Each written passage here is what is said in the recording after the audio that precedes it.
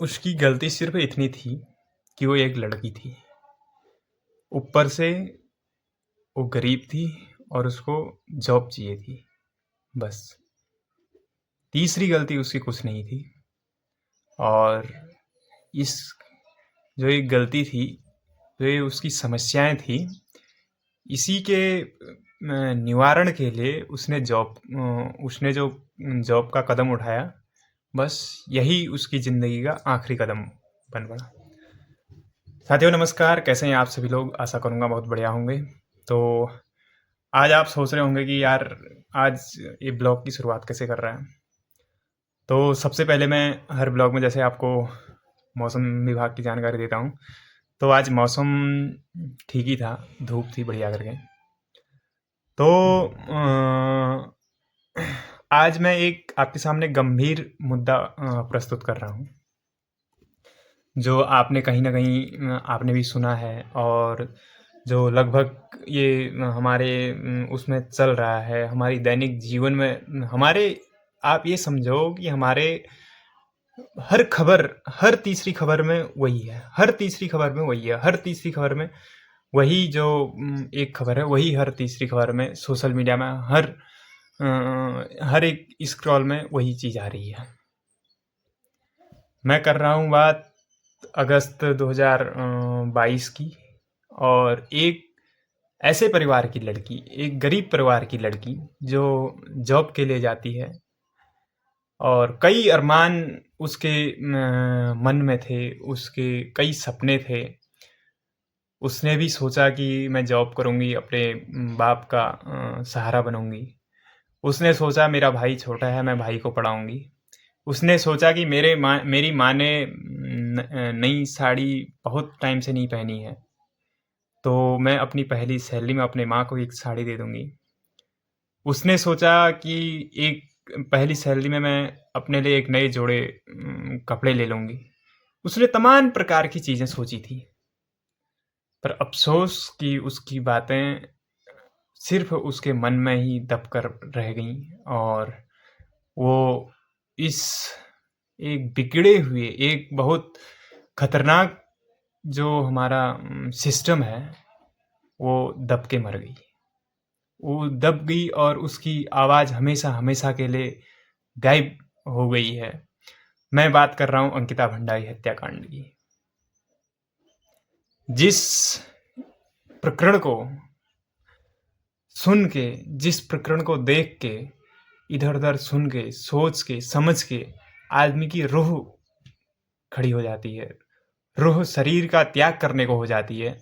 साथियों ऐसी कहानी किसी की ना हो और ऐसी कहानी किसी दुश्मन की भी ना हो। तो चलो शुरुआत करते हैं। कौन है अंकिता और क्या रही उसकी जीवन और अभी तक क्या चल रहा है और हमारे तथाकथित नेता लोगों ने क्या किया, जो इस एक इतने संवेदनशील मुद्दे को भी बस सिर्फ एक अपना चुनावी मुद्दा बना के छोड़ दिया है और सत्ताधारी लोग, कुर्सी के कुर्सीधारी लोग बस जो ये पूरा प्रकरण है, जो ये हत्याकांड है, जो ये पूरा केस है, इतना सीरियस मैटर है, इसको क्यों उजागर नहीं करना चाहते हैं? इस पे भी हम आपसे बात करेंगे। तो अंकिता कौन है? अंकिता एक पौड़ी गढ़वाल के डोब श्रीकोट गांव की एक गरीब परिवार की बेटी है और उसके पापा गार्ड की नौकरी करते थे और लॉकडाउन में उसके पापा की जॉब छूट गई, तो घर का खर्चा वहन करने वाला अब कोई नहीं था। अंकिता ने जब अंकिता के पापा की जॉब छूट गई तो वो एचएम कर रही थी, तो उसने एचएम को अपना बीच में ही स्टॉप करके उसने जॉब ढूंढने की शुरुआत कर दी। कहते हैं कि कहीं ना कहीं जब तुम इधर उधर हाथ पांव मारते हो, कोई ना कोई तुम्हारे आसपास या कैसे न कैसे करके कोई आ जाता है। तो उसके भी ऐसी जीवन में एक पुष्पदीप नाम का लड़का सोशल मीडिया इंस्टाग्राम से दोस्ती हो गई एक लड़के से, जम्मू के रहने वाले। दोस्ती इतनी गहरी हो गई कि अंकिता ने अपने मन का दुख सबसे पहले उसी को बताया, पुष्पदीप को। और उसने कहा कि मेरे को एक जॉब की ज़रूरत है। तो साथियों, जब उसने ऐसे बोला तो पुष्पदीप ने भी जॉब सर्च करनी, फ़ोन में ऑनलाइन जॉब सर्च करनी शुरू कर दी। तब तब क्या हुआ, पुष्पदीप को एक दिन अचानक एक जॉब दिख गई, रिसेप्शनिस्ट की। और उसमें कुछ शर्तें थी जॉब की। और वो रिसॉर्ट था मंत्रा रिसॉर्ट, ऋषिकेश का, जिसका मालिक पुलकित आर्य, जो एक भाजपा नेता का बेटा है। तो अब उसमें क्या था, जब पुलकित आर्य के रिसॉर्ट, मंत्रा रिसॉर्ट करके उसका रिसॉर्ट था, तो उसमें रिसेप्शनिस्ट की जॉब थी। आप ख्याल करिए, आप ध्यान दीजिए, जॉब रिसेप्शनिस्ट थी और उसमें लड़की की ज़रूरत थी, और शर्त ये थी कि लड़की होटल में ही रहेगी। जो उनका रिसॉर्ट था, लड़की रिसॉर्ट में ही रहेगी। कितना भयंकर जाल बिछा रखा है ना ये, कितना तगड़ा जाल बिछा रखा है। पहाड़ की लड़की बड़ी सीधी, समझ नहीं पाई कि भाई आखिर बात क्या है और क्यों ऐसा है, आदमी बाहर से क्यों नहीं आ सकता है। लेकिन एक उसने मन ही मन में ये सोच लिया कि चलो, दूर, शहर से दूर है, और सुरक्षा कारणों को ध्यान में रखते हुए जो है वो जो रहना है वो वहीं किया होगा। अब जब पुष्पदीप ने उसको जॉब बताई, तो पुष्पदीप ने ऑनलाइन जब नंबर ले लिया रिसॉर्ट का, तो ऑनलाइन पुलकित आर्य से बात करके ज्योति का ऑनलाइन फ़ोन से इंटरव्यू करवा दिया। इंटरव्यू में पास हो गई। 28 अगस्त 2022 को उसके पिताजी अंकिता को रिसॉर्ट तक छोड़ने गए। अब रिसॉर्ट तक छोड़ने गए तो तय हुआ 10,000 रुपये महीने की सैलरी। 28 अगस्त को इंटरव्यू हुआ, ज्वाइनिंग 10,000 रुपये महीने की। 1 सितंबर को पिता ने रिसॉर्ट में छोड़ दिया, पत्नी को छोड़ने गए, अपनी बेटी को छोड़ने गए। अंकिता को उसके पिताजी 1 सितंबर को छोड़ने गए रिसॉर्ट में। पहले ही दिन, ख्याल करिए, पहले ही दिन, ये आप भी अपने आसपास में, ये आसपास या इधर उधर की बातें, जो छोटी छोटी बातें होती हैं लेकिन ये बहुत मायने होती हैं। पहले ही दिन क्या हुआ, एक शराबी ने लड़की के साथ छेड़खानी की। शिकायत करने पर मालिक पुलकित आर्य ने ये कहते हुए अपना पल्ला झाड़ दिया, समझा दिया कि जो गेस्ट था वो नशे में था। और ये बात अंकिता ने पुष्पदीप को बताई।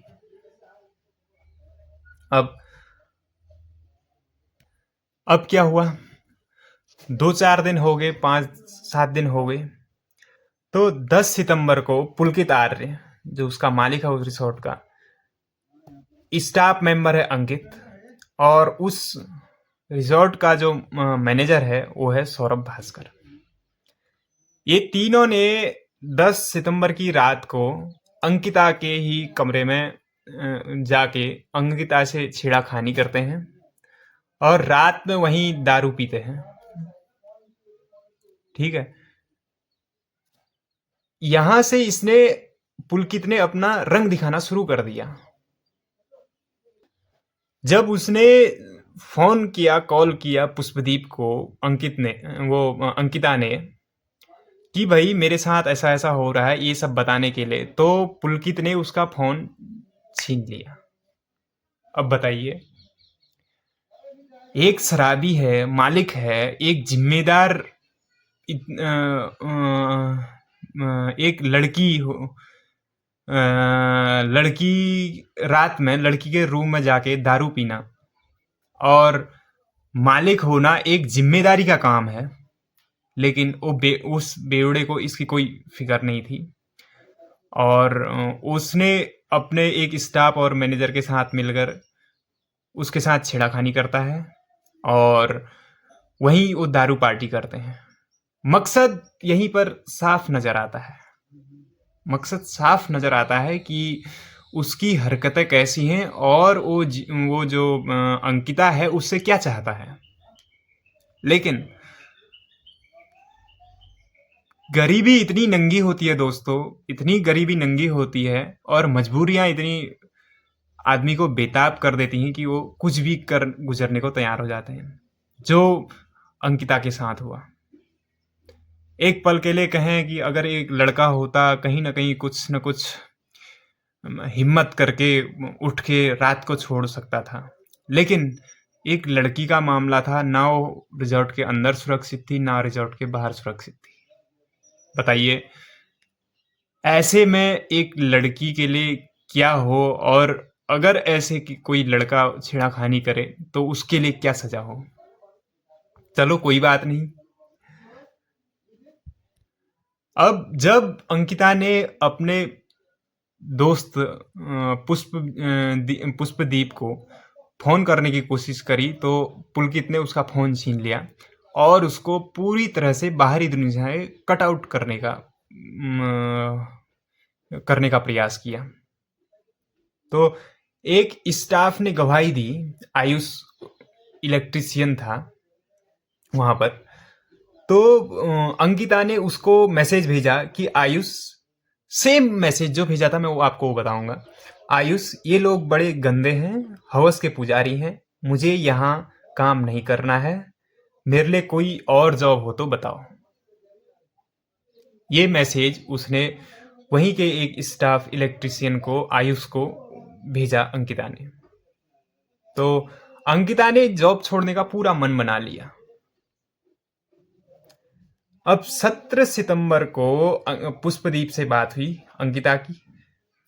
तो अंकिता ने कहा कि यार पुष्पदीप, जो ये अंकित गुप्ता है ना, ये मेरे पास आया था और कह रहा था कि मंडे को कोई एक वीआईपी आ रहा है।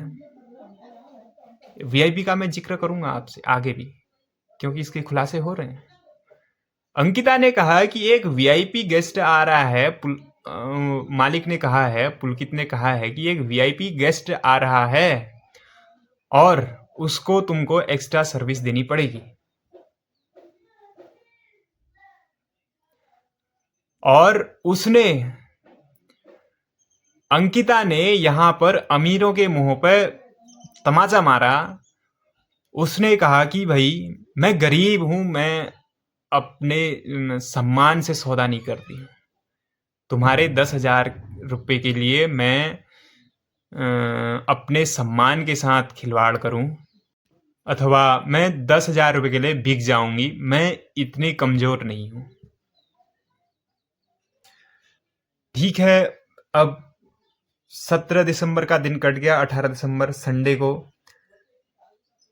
जब अंकिता ने मना कर दिया तो उसे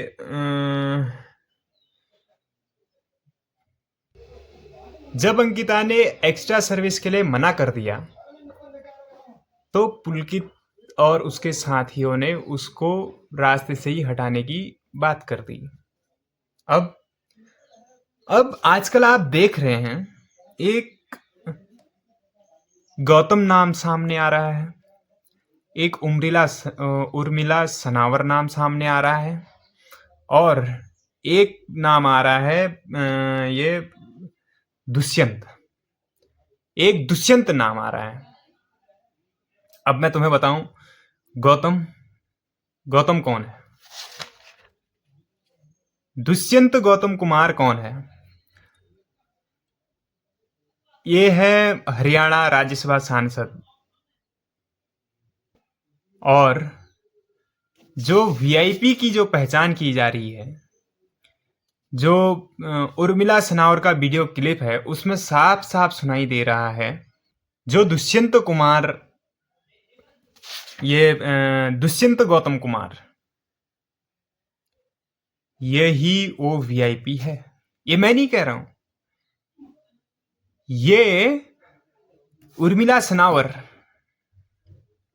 इन्होंने वीडियो क्लिप एक सोशल मीडिया में वायरल हो रही है और यहीं से ये प्रकरण दोबारा अपनी उछाल में आ गया है।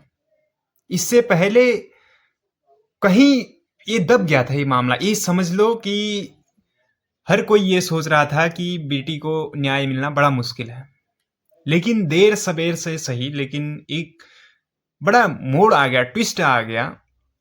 जो लोग सोच बैठे थे कि अब वीआईपी का नाम नहीं आ पाएगा, और 3 साल हो गए हैं, अभी तक कोई बात नहीं हुई है, लेकिन इसने इस जो एक क्लिप आई, इसने मामला सारा का सारा खराब कर दिया है। 18 सितंबर को ही 5:30 बजे रात में, जब अंकिता ने ठान लिया कि अब वो यहां नहीं रुकेगी, अंकिता ने अपना बैग पैक कर लिया और उसका स्टाफ का एक सौरभ बिष्ट नाम का एक बंदा था, उसको कॉल किया और उसने कहा कि सौरभ मेरे को बाहर छोड़ दे, मेरे को होटल से बाहर छोड़ दे। तो सौरभ गाड़ी चला रहा था।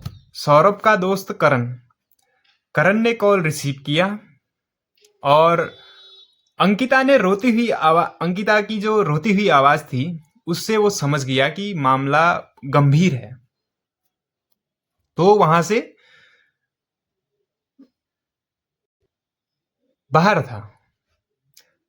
जो सौरभ था वो उस एरिया से बाहर था, होटल रिसोर्ट में नहीं था। तो उसने एक इलेक्ट्रीशियन चंद्र किरण को कॉल किया, वहीं के उसी रिसोर्ट के एक चंद्र किरण नाम के एक इलेक्ट्रीशियन को कॉल किया और कहा कि मैम का बैग बाहर पहुंचा दे और उनको बाहर तक छोड़ दे। जब चंद्र किरण ने देखा तो अंकिता डरी हुई और सहमी हुई दरवाजे के बाहर थी। लेकिन तभी आरोपी अंकित गुप्ता और सौरभ भास्कर वहां पहुंचते हैं, और चूंकि सौरभ भास्कर मैनेजर था उस रिजॉर्ट का, तो वहां से उसने चंद्र किरण को ये डांटते हुए भगा दिया कि यहां तुम्हारा क्या काम है, भागो यहां से, जाओ वहां की मोटर ठीक करो। और जो चंद्र किरण था वो चला गया। भाई मैनेजर का ऑर्डर है, ऑर्डर तो मानना पड़ेगा। इसके कुछ देर के बाद 2 हाउसकीपिंग के बंदे, अभिनव और कुश, अंकिता के रूम के बाहर से गुजर रहे थे। तो अंकिता फोन पर बात कर रही थी कि मेरी मदद करो। तो अंकिता बार बार फोन में किसी को कह रही थी कि भाई मेरी मदद करो। और तभी पुलकित आर्य वहां आया और उससे फोन छीन लिया और उसका हाथ पकड़कर जबरदस्ती कमरे में बंद कर दिया उसको। अब जब पुलिस में रिपोर्ट हुई, उसके बाद अभिनव ने पुलिस को बताया कि उस वक्त ये जो पुलकित था ना, ये अजीब हरकतें कर रहा था, वो पूरा नशे में था और वह नाच रहा था। ये जो पुलिस ने उससे बयान लिए अभिनव से, तो अभिनव ने बताया। उसी दिन शाम 8 बजे अंकिता ने पुष्पदीप को फोन किया और कहा पुलकित ने उसके साथ बदतमीजी की और उसका मुंह दबाया और वह ज्यादा बातें नहीं कर पाई, तो वह रोने लग गई। अब आप ये देखो, पहाड़ की लड़कियां या कहीं की भी लड़कियां जो सीधी लड़कियां होती हैं, जो माँ बाप के उसमें चलती हैं, बड़ी सीधी होती हैं, उनमें दया आती है। अब आज जब रात में पुलकित आया और उसने गुड बॉय बनने का नाटक किया, तो अंकिता से माफी मांगने लगा और बोला चलो, अंकिता से बोला, अंकिता ऐसा है, आपके लिए हमने बहुत गलत किया, तो चलो हम बाहर, क्यों ना हम बाहर चलें घूमने, आपका भी तुम्हारा भी जो है मूड सही हो जाएगा, बाहर कुछ खाना पीना खाएंगे और आ जाएंगे। अंकिता इतनी सीधी, उसने ये सोचा कि सार्वजनिक, उसने ये सोचा क्या, मतलब ये सोचा होगा कि बाहर सार्वजनिक स्थान पर जाके मैं कुछ अपना अच्छा फील करूंगी, और शायद उसने ये सोचा कि वह वहां से भाग जाएगी। सार्वजनिक स्थान पर सुरक्षित होगी, इसलिए वह उनके साथ बाइक में चल दी। और जब वह सीसीटीवी फुटेज में दिख रहा था कि रात के करीबन 8:30 बजे एम्स के ऋषिकेश एम्स के आसपास पहुंचे और वहां उन्होंने एक दुकान पर कुछ खाया। ये बात पोस्टमार्टम से सामने आई कि उसने मरने से पहले कुछ खाया था, क्योंकि पेट में अधपचा भोजन मिला था, जिसका मतलब है कि उसको नहर में फेंकने से पहले वो लड़की जिंदा थी और उसने खाना खाया था।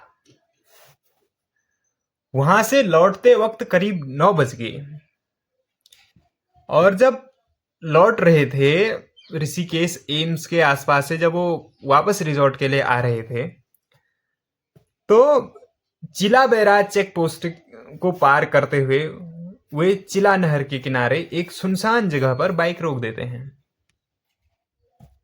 ध्यान से सुन, सुनसान जगह पर एक चिला बैराज के आगे जाके चिला नहर के किनारे पे वो गाड़ी रोकते हैं, और वहां उन्होंने 100% श्योर है, चूंकि उसका अंकिता का शरीर 2 दिन के बाद मिला था, पोस्टमार्टम उसके बाद हुआ था, और पानी में बॉडी सड़ चुकी थी,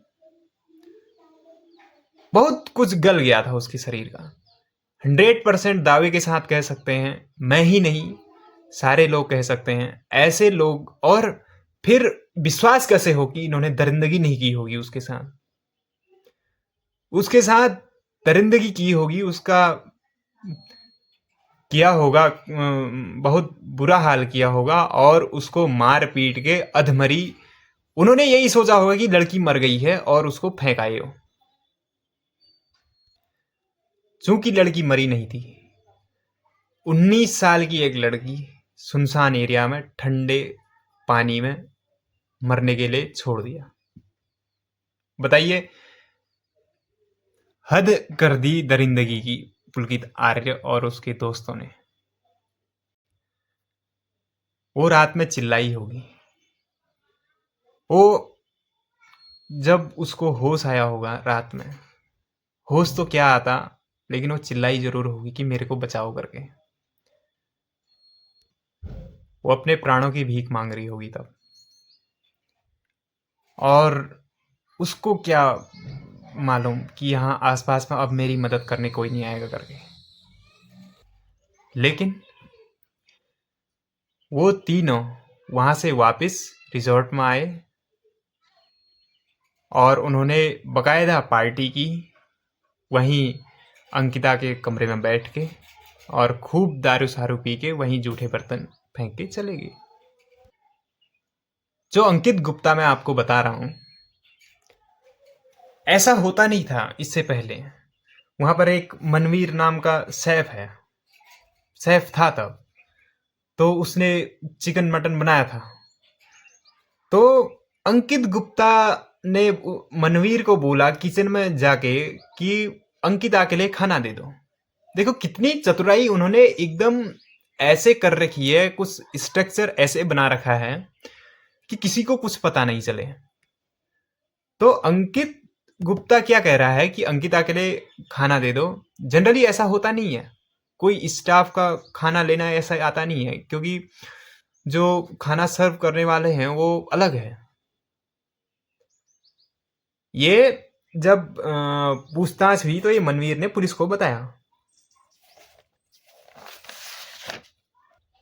अब जब दूसरी सुबह आई, असली जब खेल शुरू होता है, असली खेल शुरू यहां से होता है। मनवीर ने यह भी बताया, जब पता चला कि अंकिता अपने कमरे में नहीं है, सुबह को दूसरी जब अंकिता को वो लोग फेंक आए वहां, उन पार्टी कर ली, रात को खाना खाया और अपने अपने ठिकानों में चले गए वो लोग। और सुबह को जब अभी किसी को मालूम नहीं है कि अंकिता को फेंक के आगे करके मार दिया उन्होंने अंकिता को। तो जब कमरा बंद होगा और नहीं खुला होगा, रिसोर्ट में हलचल मच गई कि आज क्या बात है, अंकिता बाहर नहीं आ रही है। तो जब देखा होगा तो मनवीर ने पुलिस को बताया कि जब अंकिता अपने कमरे में नहीं थी तो सब लोग इधर उधर उसको ढूंढने लगे और वह खुद भी इधर उधर ढूंढने लगा, इधर उधर ढूंढने लगा, अपनी बाइक से उसको इधर उधर जाके ढूंढने लगा। हत्या तो 18 तारीख को ही कर दी गई थी, हत्या उसकी 18 तारीख को ही कर दी गई थी।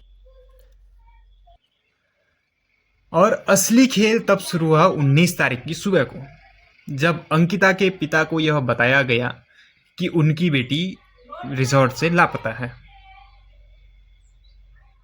मरता क्या नहीं करता, उन्होंने आनन फानन में वो जब उनको पता चला कि उनकी बेटी रिसोर्ट से लापता है तो वह रिपोर्ट लिखवाने थाने थाने भटकते रहे। कभी पौड़ी थाना, कभी मुनिरेती थाना, कभी ऋषिकेश कोतवाली। आखिर में ऋषिकेश कोतवाली में पहुंचकर उन्हें पता चला कि जो रिसोर्ट का एरिया है वो पटवारी क्षेत्र में नहीं आता है, वो पटवारी क्षेत्र में आता है। अब आप ये देखिए हमारे सिस्टम की कितनी बड़ी चूक है इधर पे, किस तरीके से उन्होंने एक पिता को, एक मजबूर पिता को और कितना मजबूर किया। क्या जब वो पौड़ी थाने में गए, क्या वो थाने वाले को पता, वो थानेदार को पता नहीं है कि रिजॉर्ट एरिया पुलिस एरिया में आता है, थाने के एरिया में आता है या पटवारी क्षेत्र में आता है। दूसरे थाने में गए, वहां पता चलता। चूंकि जो पुलकित आर्या है ना, वो एक बहुत बड़ा चेहरा है, बहुत बड़ा आदमी है, अमीर आदमी है, वो एक नेता का आदमी है। इसलिए एक मजबूर पिता को भटकना पड़ा।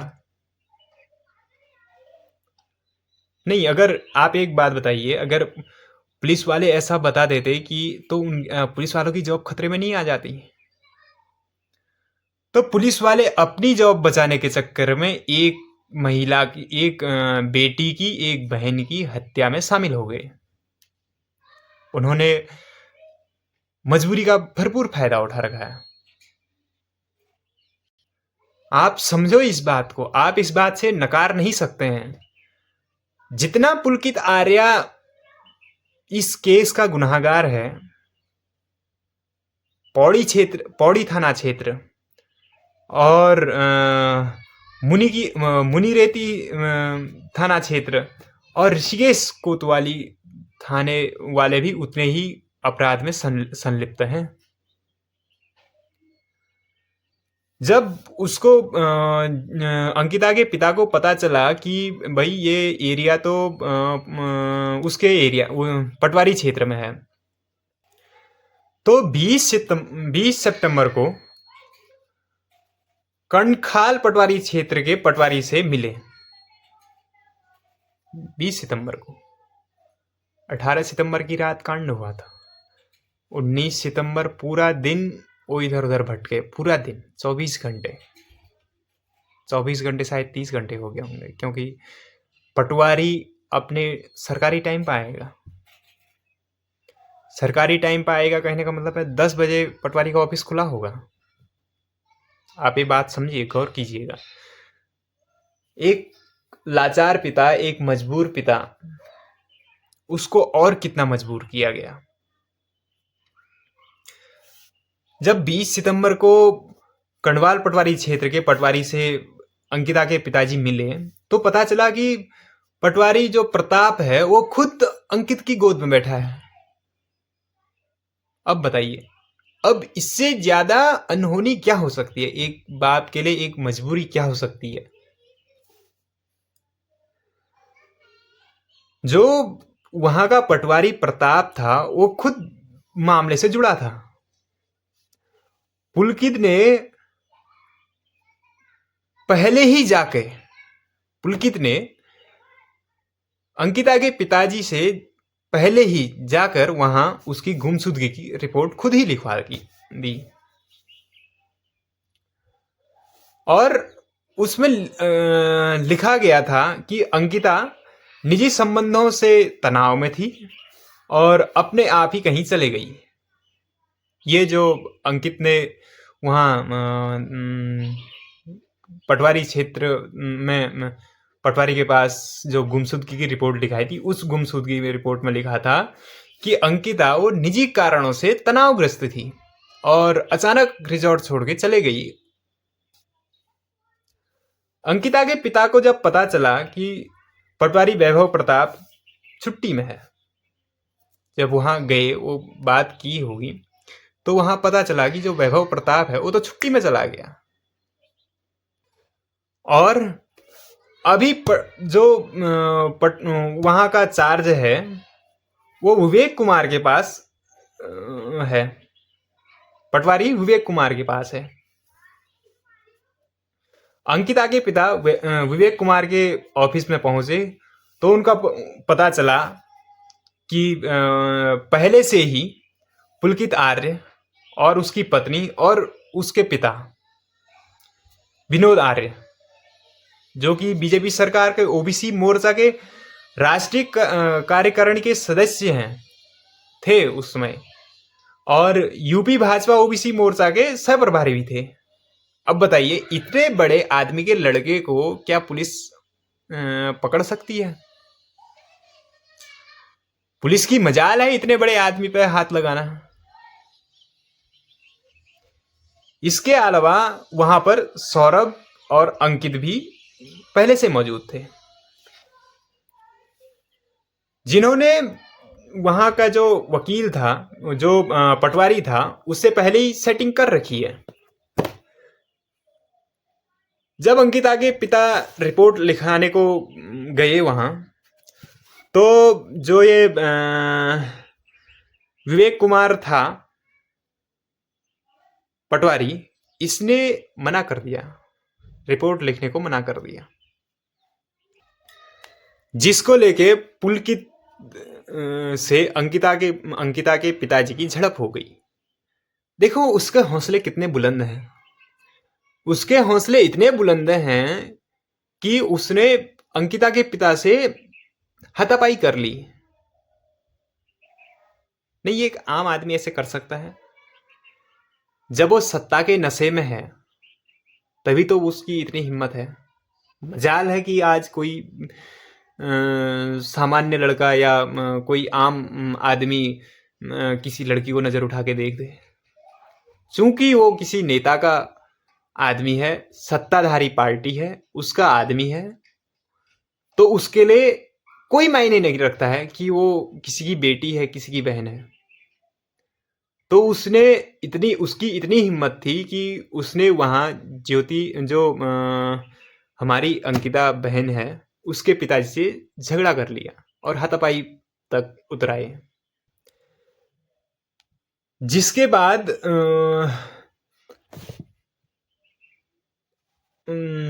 बाद अंकिता के पिताजी की जो रिपोर्ट थी वहीं के लोकल पुलिस ने लिखी और 22-23 तारीख की रात को तीनों आरोपियों को पुलिस ने गिरफ्तार कर लिया। देखिए मामला कितना संगीन है। पहले अंकिता के पिताजी वहां से आए। वहां से आने के बाद जब वो थाने थाने घूमे, किसी थाने वाले ने नहीं बताया कि वो पटवारी क्षेत्र में आता है करके, नंबर 1। उसके बाद ये देखिए कि जब वहां पहुंचे उन्हें पता ये चला कि ओहो ये तो छुट्टी में है। जो दूसरा बंदा चार्ज में है उसने मना कर दिया रिपोर्ट लिखने से। और जब प्रकरण आगे बढ़ा तो फिर पुलकित की इतनी हिम्मत हो गई कि भाई उसने उनके साथ हाथापाई कर ली और तमाम बहुत प्रयासों के बावजूद वहाँ की लोकल पुलिस ने उनकी रिपोर्ट लिख ली और 22-23 तारीख की रात को तीनों आरोपियों को गिरफ्तार कर लिया।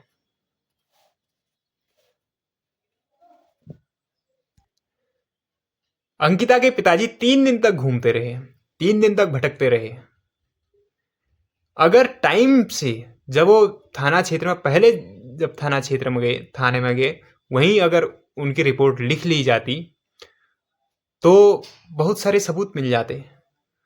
हो सकता था जो वीआईपी जो बंदा था उसकी कुछ पोल खुल सकती थी,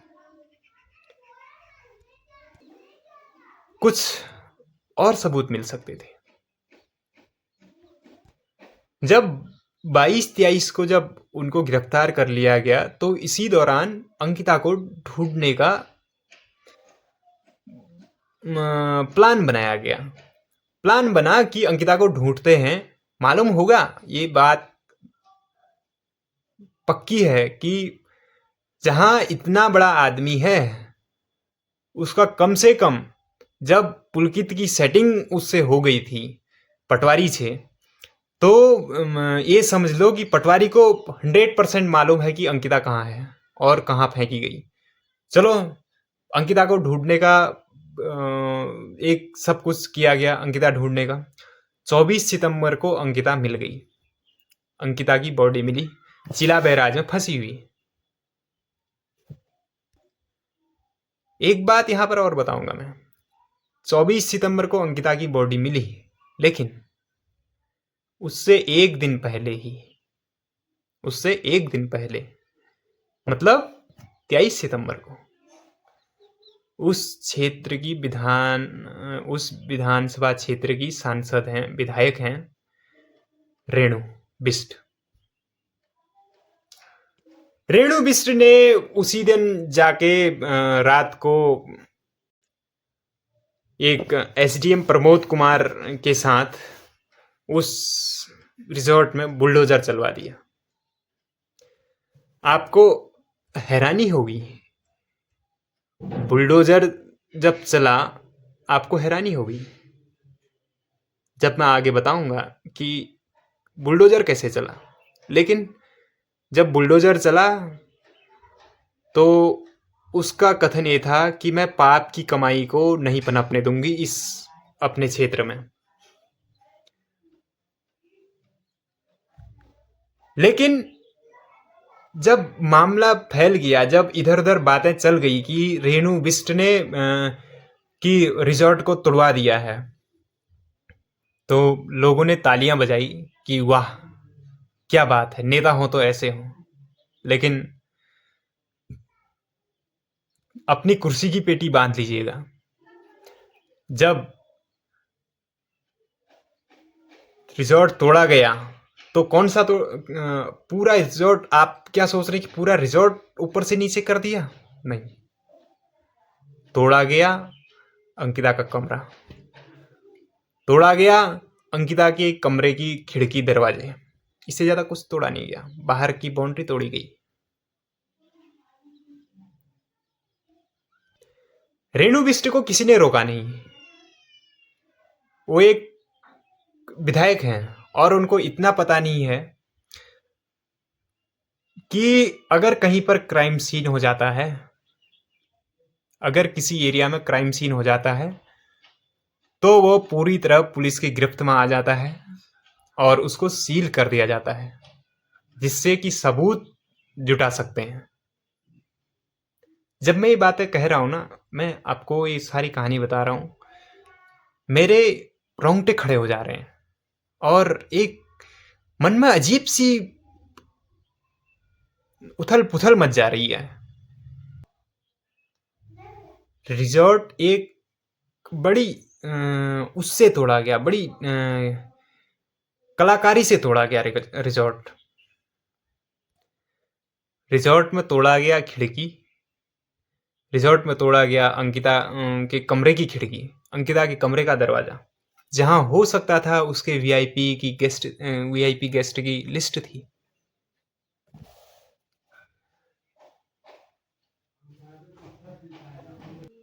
इसका मतलब साफ है कि जो रिजॉर्ट तोड़ा गया वो रिजॉर्ट तोड़ा नहीं गया, सबूत मिटाए गए हो। डर था कि कहीं जो वीआईपी है, वीआईपी साहब कहीं पकड़े ना जाएं, वीआईपी साहब कहीं खतरे में ना आ जाए, कहीं सत्ताधारी लोगों की कहीं पार्टी गिर ना जाए। डर इस बात का था। नहीं तो एक एसडीएम है, बहुत एसडीएम तो ऐसा नहीं है कि अनजान आदमी है, उसको पता नहीं है कि क्राइम सीन अगर कहीं पर हो जाता है तो उसको बिना किसी की परमिशन के तोड़ दिया जाता है, या बिना सबूतों के इकट्ठा किए वो जगह तोड़ दी जाती है। और ना ही रेणु बिष्ट जो वहाँ की विधायक हैं, उसको वो इतनी बेवकूफ़ थी कि उसको पता नहीं है। मामला साफ है कि रेणु बिष्ट, प्रमोद कुमार भी इस मामले में संलिप्त हैं। पैसा गया होगा, ऐसा नहीं हो सकता है। जब पैसा गया तो ऊपर से नीचे तक पैसा गया। और उसी रात एक और कांड हो गया। रिजॉर्ट के पीछे एक आयुर्वेदिक फैक्ट्री थी, कंपनी दवाइयों की, उसमें रहस्यमयी तरीके से आग लग जाती है।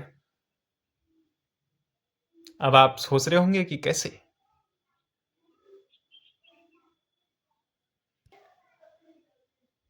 जिससे बचे खुचे सबूत भी मिट गए, खाक हो गए। अब कुछ सबूत नहीं बचा। अब बची थी सिर्फ अंकिता की सड़ी गली लाश, और एक बचा था लाचार पिता, और बचे थे बचे थे पुलकित आर्य, पुलकित आर्य का पिताजी, पुलकित आर्य के साथी। ये सब मौज बना रहे थे कि अब हमारा कुछ नहीं हो सकता है। अंकिता की माँ ने कहा कि पुलिस, डीएम और एसपी ने इतना दबाव बनाया कि इतनी हड़बड़ी में उस बॉडी का अंतिम संस्कार किया, इतनी हड़बड़ी में, इतनी जल्दी में, इतनी तत्परता दिखाई उसका अंतिम संस्कार करने में। इतनी तत्परता अगर वो जांच के लिए दिखाते तो शायद आज 3 साल हो गए उस बेटी को न्याय के लिए नहीं भटकना पड़ता। और इतनी तत्परता दिखाती पुलिस तो जहां पर क्राइम सीन हो जाते हैं वहां पर दिखाए। लेकिन डर है ना बाबूजी का डर जो है, तो इसलिए उन्होंने, एसपी और एसडीएम ने उसके पिताजी पर बड़ा दबाव बनाया कि भाई अपनी बेटी का अंतिम संस्कार करो। उसकी माँ ने कहा कि मेरे को बेटी का मुंह भी नहीं देखने दिया। सवाल यह है कि इतनी तत्परता क्यों? आखिरकार वे लोग क्या छुपाना चाहते हैं? पोस्टमार्टम की रिपोर्ट में बताया गया कि मौत तो डूबने से हो रखी है, और शरीर पे मारने के निशान हैं, चोट के निशान है शरीर में। और डॉक्टर ने एक कहा कि रेप की पुष्टि तो नहीं हुई, लेकिन इनकार नहीं किया जा सकता है, क्योंकि जो बॉडी है वो काफी गल चुकी है और हो सकता है सबूत मिट गए।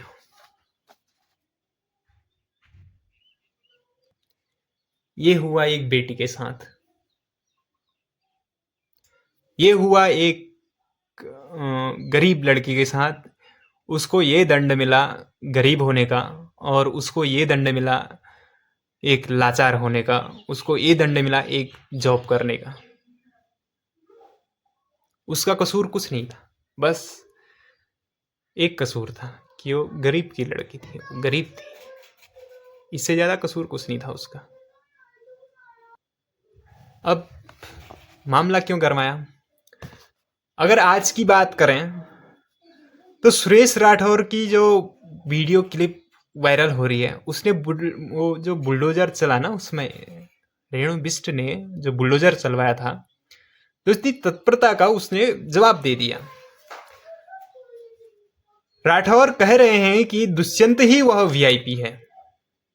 जो मैंने आपको शुरू में दुष्यंत का नाम लिया था, मैंने दुष्यंत गौतम का नाम लिया था, जो वर्तमान में हरियाणा के राज्यसभा सांसद हैं, हरियाणा के राज्यसभा सांसद हैं, और वो ये कह रहे हैं कि मेरा चरित्र ही मेरी पहचान है। अब ये जांच का विषय है।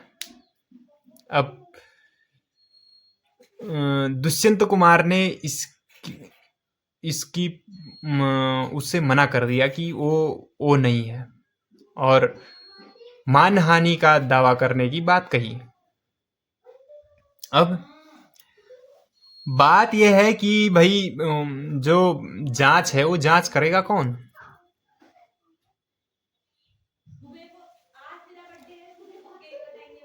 जांच करेगा कौन? जांच करेगी एसआईटी, जो 3 साल तक वीआईपी का नाम नहीं खोज पाई।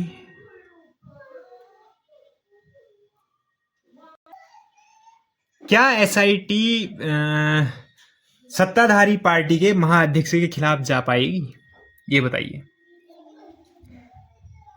धामी सरकार ने आज तक सीबीआई की जांच नहीं करी?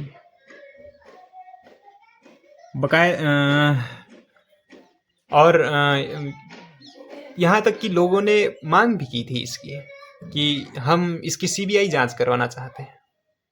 क्यों धामी सरकार पे प्रश्न चिन्ह खड़ा करती है कि धामी सरकार ने आज तक क्यों इसकी जांच नहीं करवाई, सीबीआई जांच क्यों नहीं करवाई? क्यों धामी सरकार सीबीआई जांच से डर रही है? कहीं ये तो नहीं कि सीबीआई जांच में सब कुछ क्लियर हो जाएगा और जो पार्टी है गिर जाएगी? अगर राठौर की बात सच है तो ये डर लाजमी है। ये डर तब लाजमी भी था कि एसटीएफ जो है वो सिर्फ उत्तराखंड वहाँ से देहरादून तक उसके तार जुड़े हैं। एसटीएफ जो एसआईटी है, एसआईटी जो एक कमेटी गठित की है इस मामले का प्रकरण की जांच के लिए, लेकिन जब सीबीआई आती है तो ऋषिकेश से होते हुए तार देहरादून, देहरादून से तार होते हुए सीधे दिल्ली पहुंचेंगे, जिससे सत्ताधारी पार्टी खतरे में आ जाएगी और सरकार गिर सकती है। यही उस वीडियो क्लिप में कहा भी गया है। उस वीडियो क्लिप में यही कहा गया है कि अब बात है कि अब सीबीआई जांच करेगी।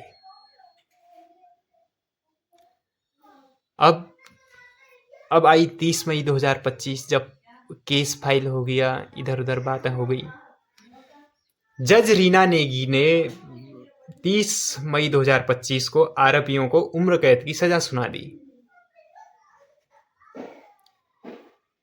आपने अगर वो क्लिप देखी होगी, बहुत जगह देखी है, बहुत जगह बात चली है उस क्लिप की भी। उसमें क्या दिख रहा है? जब तीनों जेल जा रहे हैं तो सौरभ हाथ हिलाते हुए जा रहा है, जैसे कि वो कहीं पर्यटन मनाने जा रहा है, टूर मनाने जा रहा है, या कोई उसने बहुत बड़ा काम कर रहा है, कोई सेलिब्रिटी है, हाथ हिला रहा है। इस सब से क्या सामने आता है? क्या पारदर्शिता सामने आती है? पूरी कहानी का एक ही निचोड़ है, एक ही बात है। अगर आप लोग आज नहीं उठे तो कल को दूसरी अंकिता आपकी बेटी होगी, आपकी बहन होगी, और कोई पुलकित उसका हैरेसमेंट करेगा, उसका शोषण करेगा, और वो ऐसे ही मरी मिलेगी। और जो अंकित बनेगा, जो पुलकित बनेगा, उसको आजीवन कारावास के नाम पर अय्याशी करने का एक ठिकाना मिल जाएगा।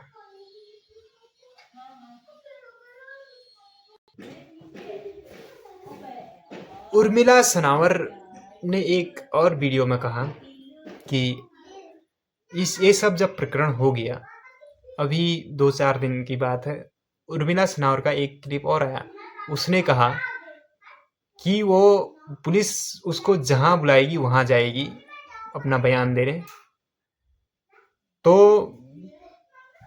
पुलिस उसने कहा कि पुलिस उसको मरवाना चाहती है। आप सपोर्ट करें उस अंकिता, वो जो उर्मिला सनावर है उसका। कहीं ऐसा ना हो कि सबसे पहले अंकिता उर्मिला सनावर ही बन जाए। ये कहानी पूरी सोचने को मजबूर कर देती है कि भाई, क्या गरीब होना इतना बड़ा जुर्म है कि अपनी जान की कीमत देनी पड़ती है उसके लिए? और कोई और मैं तो ये समझ के वो हूँ, बड़ा मेरे को दुख इस बात का होता है कि भाई, कोई आदमी इतना बड़ा कि किसी को दूसरे की जान की परवाह ही नहीं है। मैं क्या कर रहा हूँ, मैं कैसे कर रहा हूँ। और उसी टाइम जब ये पूरा मामला हुआ था, पुलकित के पापा ने क्या कहा था कि मेरा बेटा बड़ा सीधा साधा लड़का है, मेरा बेटा ऐसा नहीं कर सकता। बताइए, पूरा प्रकरण हो गया, उसके बावजूद भी एक पिता ऐसे कह रहा है। पार्टी ने कहने पर उसको निष्कासित कर दिया है, लेकिन इतने लोगों को क्या निष्कासित करेगी पार्टी? जो इसमें अभी सामने आते रह रहे हैं जो लोग, अभी अभी तो आप देखो, एक दुष्यंत गौतम का ही नाम आया है, हो सकता है कोई और भी नाम आ जाए। और दूसरी बात, अगर आरोपी पुलकित है, पुलकित आरोपी है, मेन आरोपी, वीआईपी तो यहाँ वहां आया होगा या वहां आने वाला होगा। पुलकित से क्या पुलिस इतनी कमजोर है हमारी कि पुलकित से सच नहीं उगलवा पा रही है? क्या पुलकित इतना पत्थर दिल है कि वो सच नहीं उगल सकता है? क्यों नहीं उगल सकता है? सरकार इतने बड़े जब सरकार इतने बड़े ऑपरेशन कर सकती है, सरकार यहाँ से पाकिस्तान में बवाल मचा सकती है, या पाकिस्तान चू नहीं कर सकता है, तो आप बताइए, क्या अंकित इससे बड़ा है क्या? अंकित देश से बड़ा है क्या? अंकित की छवि देश से बड़ी है क्या? या पुलकित की छवि देश से बड़ी है क्या? अंकिता चले गई है, लेकिन बहुत सारे सवाल खड़े करके गई है। तो मैं लास्ट में आपसे यही कहूँगा कि आप इस प्रकरण में जो ये मामला उछल रहा है, इसको उछलने दीजिए, और इसकी उछाल में आप अपना साथ दीजिए। अपने लेवल पे इसको उछालिए, सोशल मीडिया पे हो सकता है वहाँ उछालिए, और उठ के धरना प्रदर्शन होता है, धरना प्रदर्शन दीजिए। पुलिस की लाठी खा सकते हैं, खाइए, लेकिन उठिए, जागिए। धन्यवाद। और मैं यही चाहूँगा कि आप लोग ज़्यादा से ज़्यादा साथ दें, और एक बहन एक बेटी की न्याय देने के लिए उसकी न्याय की जो यात्रा है उसमें शामिल हो जाएँ। धन्यवाद।